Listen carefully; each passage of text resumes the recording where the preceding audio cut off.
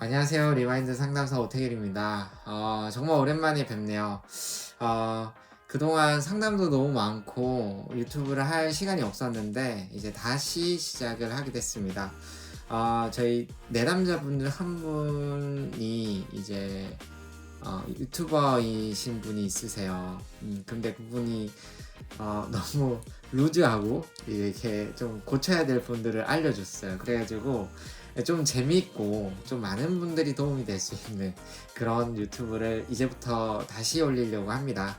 많이 보고 많은 분들에게 도움이 됐으면 좋겠습니다.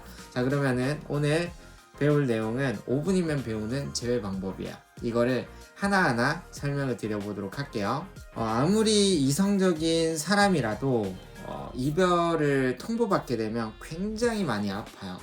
진짜 많이 아프고 너무 고통스러워요. 이 이별의 고통은 늘 제가 이제 표현하듯이 사별의 고통과 같다. 부모님이 돌아가시는 고통과 동일할 정도로 괴롭다라는 거예요. 아마 이 지금 영상을 보고 있는 여러분들도 진짜 너무 고통스러울 거예요. 근데 일단 너무 두려워하지 말고 릴렉스. 자, 릴렉스를 하고 지금 이 영상 굉장히 짧으니까 조금만 보고 이대로 적용 한번 해보시면 정말 큰 도움이 되실 거예요. 대부분의 분들이 환승을 당하거나 이별을 통보받았을 때 모든 상황에서 그냥 사실 재회라는 거 불가능하다 혹은 우연이다 아니면 좀 운이 좋다 뭐 이렇게 생각하는 경우가 많은데 아마 지금 이 영상을 보고 있는 여러분들도 지푸라기라도 잡는 심정으로 이 영상을 보고 있으실 거예요. 하지만 이제 제가 상담을 했던 내담자분들 중에서는 환승 이별에서 재회를 하거나 올차단을 당해서 뭐 6개월, 7개월 이런 상태에서도 재회를 하시고 최악의 상황에서도 이별을 하는 뭐 정말 최악 어느 정도로 뭐 상대 앞에서 손목을 긋거나 아니면은 진짜 경찰을 부르고 막 그 정도의 심각한 상황 아니면 환승 이별을 통보받았는데 상대가 대체자와 동거를 시작하거나 이런 상황들을 굉장히 많이 겪었는데 놀랍게도 다들 재회를 했습니다. 좀 신기한 일이라고 보실 수 있는데 사실 이거 보면 우연이 아니라는 거예요. 충분히 방법은 있고 어떻게 해서든 확률을 높일 수 있다는 거죠. 그 확률은 어떻게 높일 수 있느냐 총 3단계로 이루어져 있습니다. 첫 번째는 상대 행동을 분석을 하는 거예요. 두 번째는 생각을 깨트리는 거예요. 세 번째는 유리벽을 깨트리는 거죠. 자, 굉장히 쉽게 설명을 드려볼게요. 첫 번째, 심리를 분석하는 방법. 사실 전문가가 아니면 상대방의 심리를 명확하게 분석하는 건 힘들어요. 그렇기 때문에 아주 간략하게 분석을 하는 방법을 알려드리도록 하겠습니다. 그래서 첫 번째는 상대랑 만약에 이별을 했는데 상대가 이별 후 계속 연락을 오는 상태라면 전형적으로 아직 본인을 좋아하는 감정이지만 재회를 원하지 않는 감정이기 때문에 애매하게 관계를 유지하는 단계라고 보시면 되고, 두 번째는 싸우다가 이별을 통보한 상태예요. 싸우다가 헤어졌다면 극단적인 이별이에요. 근데 이게 우리가 감정적으로 마음을 정리하고 이별을 해도 힘든데 어떻게 감정적으로 싸우다가 이별을 하면 어떻게 되겠어요? 당연히 순간의 감정이 잦아들게 되면 그 감정 자체가 다시 올라오게 돼요. 올라오게 되면 어떻게 돼요? 이 싸우면서 이별을 원했던 감정 자체가 낮아지게 되면 다시 본인을 원하는 약간 귀소 본능과 비슷한 느낌으로 이걸 리마인드에서는 애착 오류라고 하는데 본인을 원하는 그 생각과 감정이 높아지게 된다라는 거죠. 그래서 싸우다가 이별을 통보했다면 시간이 갈수록 금방 이 사람의 감정이 바뀔 가능성이 높아요.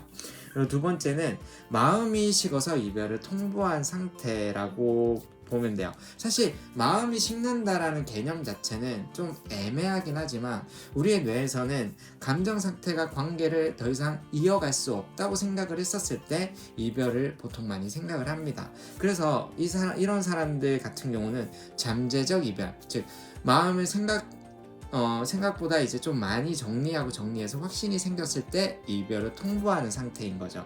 그 다음에 환승 혹은 대체자가 빨리 생긴 상태인데, 자, 이것도 마찬가지예요.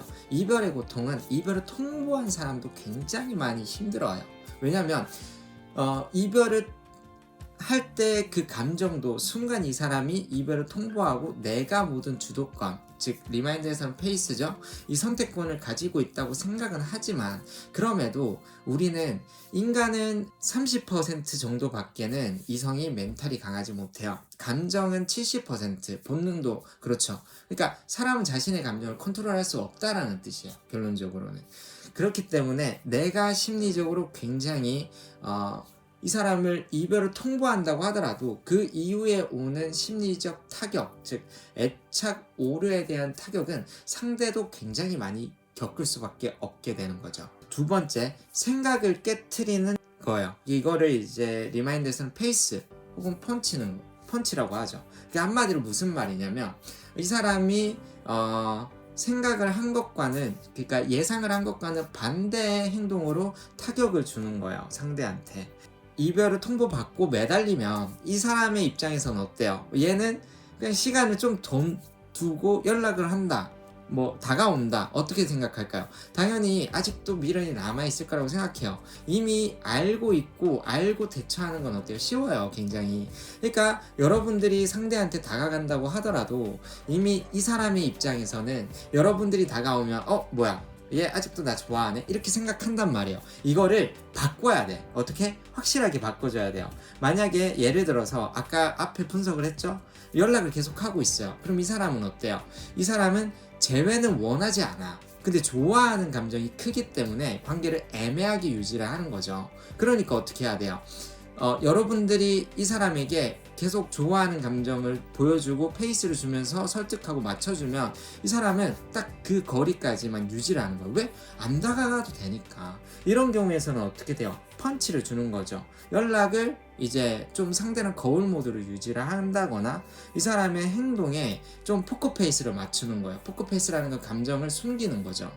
그래서 상대한테 안 하던 행동으로 펀치를 주는 거예요. 자, 그리고 싸우다가 만약에 극단적으로 이별을 통보했다. 자, 이런 경우에는 뭐 대부분 같은 경우 극단적으로 감정이 팡 터졌다가 갑자기 훅 하고 가라앉았을 때는 애착 오류, 그러니까 상대가 여러분들을 좋아하는 감정이 점점 증폭하게 된 그 상황이 일어나게 돼요. 이때는 시간을 좀 두는 거야. 시간을 좀 둬서 어떻게 돼요? 이 사람이 본인에 대한 감정이 좀 바뀌도록, 그러니까 화가 좀 많이 가라앉도록 만드는 거예요. 그래서 이 가라앉는 상태에서 다가가서 설득하고 매달리면 어떻게 될까요? 안 돼요. 당연히 반감이 더 강해져요. 너 나한테 상처 줬잖아. 너 나한테 왜 이러노? 이렇게 돼버린단 말이야. 이걸 안 하는 거야. 그러면 어떻게 돼요? 똑같이 포커페이스를 이용을 하는 거야. 근데 천천히 이 사람의 감정 자체가 아직도 조금은 감정 자체가 완전히 회복은 되어 있지 않기 때문에 충분한 시간을 두고 천천히 다가가면서 관계를 다시 회복해 가는 거예요. 자, 그 다음에 감정이 식어서 이별을 했다고 칩시다. 만약 감정이 식어서 이별을 했다고 하면 마음을 오랫동안 두고 이별을 확신을 가진 상태에서 이별을 통보한 상태란 말이에요. 한마디로 한순간에 감정이 막 급격하게 바뀌는 게 아니에요. 그렇다면 뭐예요? 이별을 하는 그 상황까지의 이 사람도 힘들었고 확실하게 마음을 먹었기 때문에 웬만한 그런 모션, 매달림, 가서 편지 준다? 절대 안 되는 거야. 될 수가 없어. 그럼 이거 어떻게 해결해야 될까요? 상대방한테 일단은 충분한 공백기를 둬야 돼요. 그리고 이 사람도 본인에 대한 애착 우려가 강하다고 했어요. 그러니까 매달리는 거 스탑, 설득하는 거 스탑, 올 스탑. 그러고 나서 공백기를 좀 두고 본인이 상대한테 감정적으로 줄 수 있는 자극을 최대한 주는 거죠. 예를 들어서 페이스 관리를 한다거나 뭐 사내연애라고 치면 지속적으로 만날 때 본인의 모션을 조금 다르게, 그리고 이전과는 다르게 좀 매력적인 모습을 좀 많이 보여준다던가 본인이 이전에 상대한테 잘못된 행동들에 대해서도 좀 그 부분을 바꿔서 보여준다든지, 자 그렇게 해서 좀 감정 자극을 줘서 최대한 포커페이스를 만드는 거예요. 그리고 나서 다가가면 어떻게 돼요? 안 돼요. 당연히 될 수가 없어요. 그때는 이 상대한테 천천히 다가가는데 물음표, 리마인드에서는 이런 궁금증이나 본인에 대한 집중도를 높이는 그런 방법들이 있어요. 그래서 이 물음표라는 걸 심어주고 상대가 최대한 본인한테 집중으로 오게 만드는 거예요. 그러고 나서 끝이냐? 아니에요. 이 상황에서는 관계회복 1단계부터 다시 천천히 이어가셔야 돼요. 자, 이 부분은 제가 리마인드 칼럼을 댓글에다가 이렇게 고정시켜 놓을 테니까 꼭 한번 읽어보세요. 아시겠죠? 자, 그리고 나서 만약에 이렇게 해서 관계회복이 진행이 됐다고 한다고 재회가 다 되는 건 아니에요. 여기서 마지막 관문이 있어요. 유리벽. 유리벽이라는 건, 자, 아까 말씀드렸어요. 좋아하는 감정과 본인과의 재회를 원하지 않은 그 감정이 왔다 갔다 거리는 거예요. 이걸 리마인드에서는 미친 자의 모션이라고도 하는데, 갑자기 가까워졌다가 멀어지거나, 이 사람이 좋아한다고 표현했지만 애매하게 거리를 두거나, 계속 애매하게 거리를 두는데 이 사람이 표현도 하려고 하는데 스킨십도 하는데 재회를 안 하려고 하거나, 이런 것들이 다 유리벽이라고 하는 거죠. 이럴 때는 당황하지 말고 상대방의 거울 모드를 하시는 게 제일. 거울 모드라는 건 말 그대로 상대방의 모션에서 맞춰서 그대로 똑같이 혹은 비슷하게 관계를 유지를 하는 거예요. 그러면 상대 입장에서는 본인이 늘 맞춰주고 페이스를 주는 그 상황이었는데 그가 갑자기 그리고 나서 이 사람도 본인한테 이미 집중도가 높아진 상태인데 갑자기 본인이 펀치가 되는 행동들을 한다. 그러면 이 사람은 무너지게 돼버리는 겁니다. 자, 그래서 오늘 배운 내용을 총 3가지 꼭 정리를 한번 해보자면, 첫 번째는 상대방의 행동을 보고 심리를 파악해라. 두 번째는 상대방의 펀치와 페이스를 가지고 상대방의 심리를 무너뜨려라. 그러고 나서 가까워질수록 상대가 유리벽을 보일 땐 펀치를 날려라. 이렇게 해서 진행을 하시면 좋습니다.